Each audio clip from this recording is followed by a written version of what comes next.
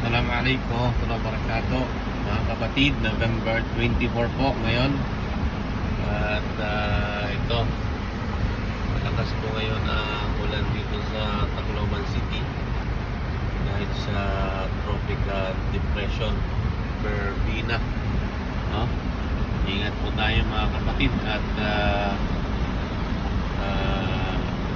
huwag po tayong lalabas basta-basta ngayon dahil malakas ang ulan, lalo na sa mga nasa tabing dagat tsaka yung mga nandyan sa mga gilid ng mga baybayin, no? Tapos yung mga nasa paanan ng bundok na nakatira, mag-iingat po tayo mga kapatid kasi ang dala nito ay ulan, no? Itong tropical depression. So ay ingatan tayo ni Allah at pangalagaan naman tayo ni Allah subhanahu wa ta'ala laban sa pinsalang dala nitong tropical depression na ito. Ingat po lang ito, no? Lakas po mga kapatid, no? Lakas po talaga ng ulan. Kung hindi tayo magwa-wiper ay natakpan yung ating sa ulan. Ganyan po siya kalakas.